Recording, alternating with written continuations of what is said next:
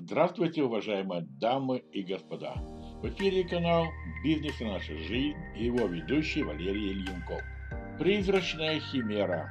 И действительно, когда смотришь немое кино, видишь, как бы только светотеневой рисунок на стене. Но далее мы наблюдаем движение этих рисунков. Это как просто фокус. Говоря по-другому, оптический обман зрения. Вы спросите меня, о чем это он? А я говорю о немом кино.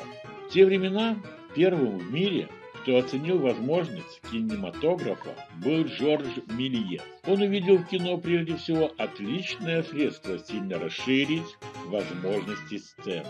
Первым стал снимать фильмы по сценариям, использовать многие спецэффекты для кино, трюки и спецэффекты. В целом Мельес стал одним из главных основоположников кино как самостоятельного вида искусства.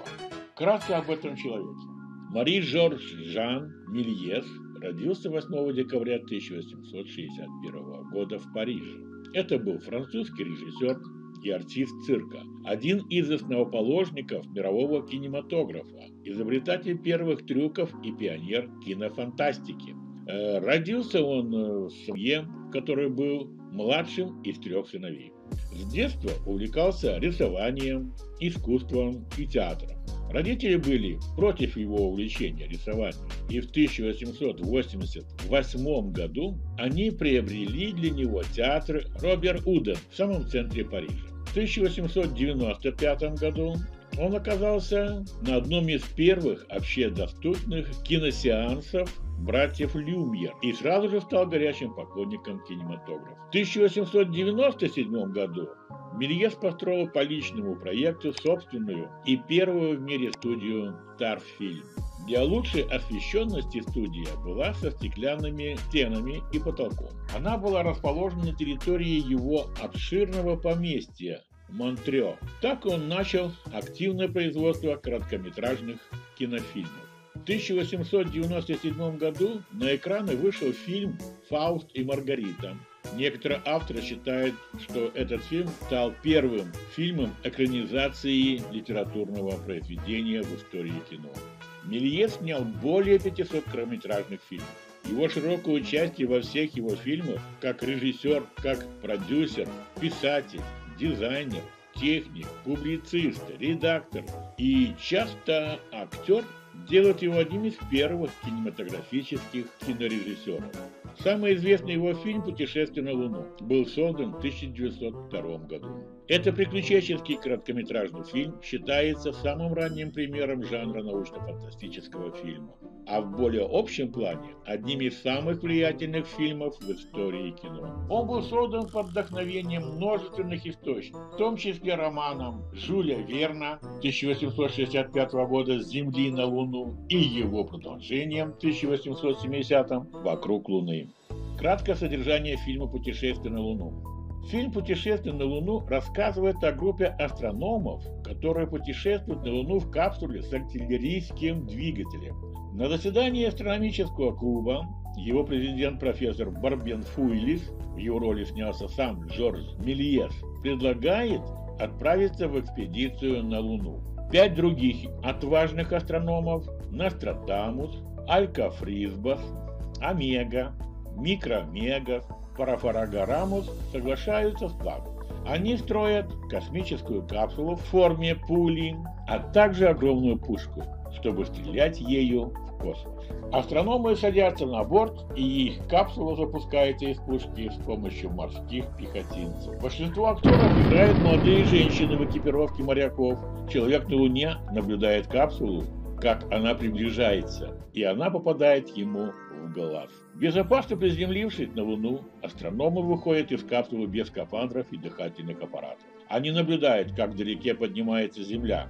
Измученные путешествием, они разворачивают одеяло и спят. Во время их сна проходит комета. Появляется большая медведица с человеческими лицами. Старый Сатурн высовывается из окна на своей окольцованной планете. Фиби, богиня Луны, появляется сидящий на качелях в виде полумесяца. Фиби вызывает снегопад, который пробуждает астрономов. Они ищут убежище в пещере, где обнаруживают гигантские грибы.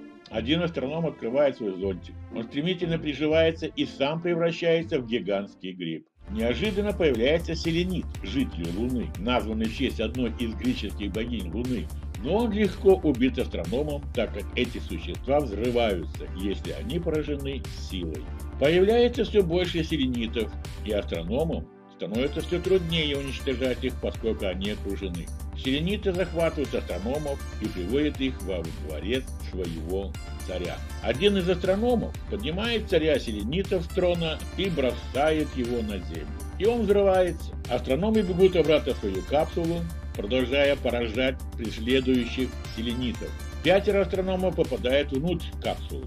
6-й астроном, сам Барбен Фуйлис, использует веревку, чтобы опрокинуть капсулу через уступ на Луне в космос. Селенит пытается захватить капсулу в последнюю минуту. Астроном, капсула и селенит падают в космос и приземляются в океан на Земле. Их спасает корабль и буксирует на берег.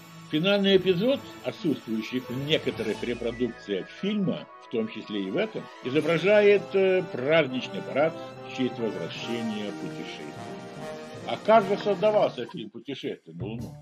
Фильм «Путешествие на Луну» был одним из самых сложных фильмов, созданных Мельесом. В нем использовались все уловки, которые он изучил или изобрел. Это был его самый длинный фильм на то время. Бюджет создания этого фильма составил 10 тысяч фунтов стерлингов и 3 месяца на производство. По тем временам это была очень большая сумма денег.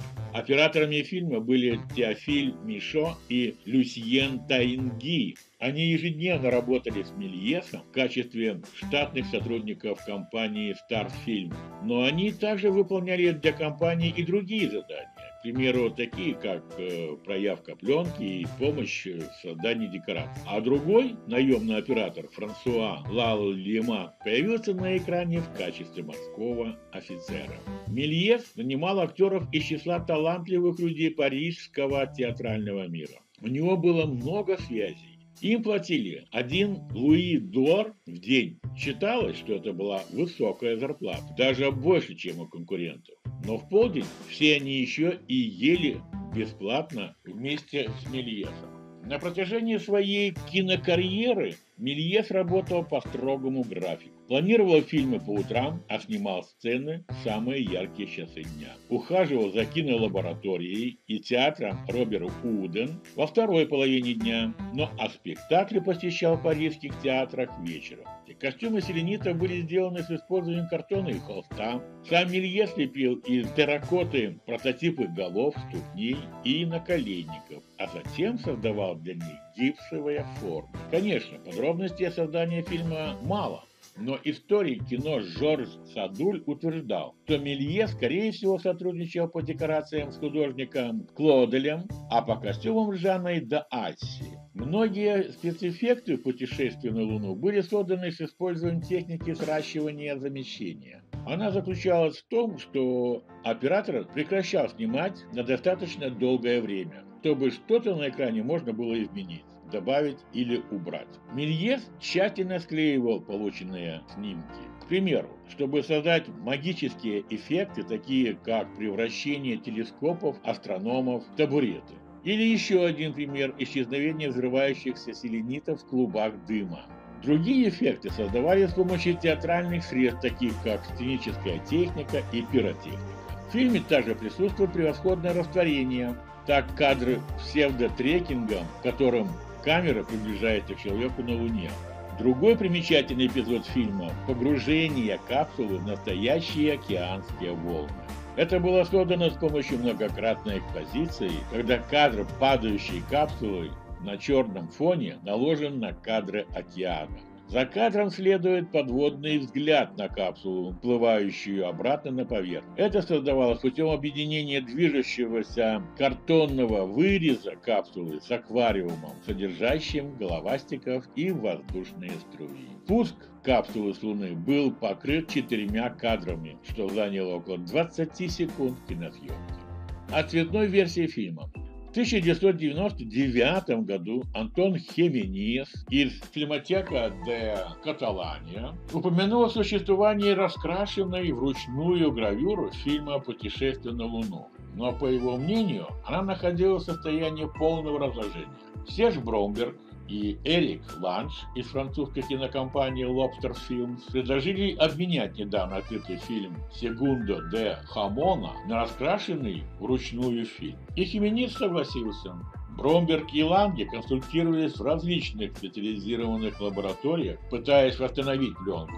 Но поскольку катушка пленки очевидно разложилась на твердую массу, никто не считал, что восстановление возможно. Тогда Бромберг и Ланге сами приступили к работе по разделению кадров пленки. Они обнаружили, что только края пленки разложились и слиплись вместе. Таким образом, многие из кадров фильма все еще можно было спасти. В период с 2002 по 2005 год различные усилия по оцифровке позволили сохранить 13 375 фрагментов изображений с отпечатка.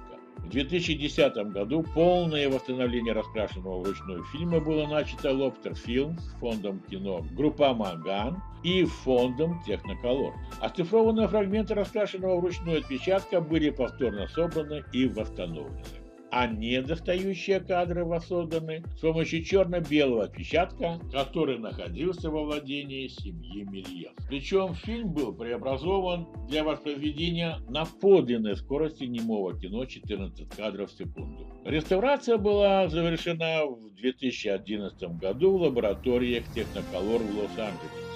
Стоимость реставрации составила $1 миллион.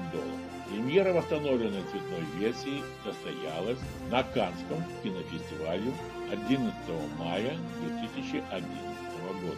Это произошло через 18 лет после ее открытия и через 109 лет после первого выпуска с новым саундтреком французской группы Iron. Реставрация фильма «Путешествие на Луну» стала, несомненно, кинематографическим событием года, а может быть и даже века.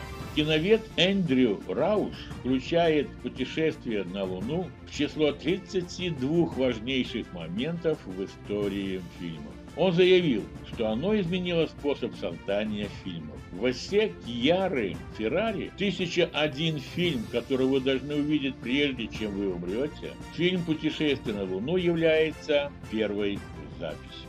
Здесь утверждается, что фильм напрямую отражает театральную личность своего режиссера и что фильм заслуживает законное место среди вех в истории мирового кино.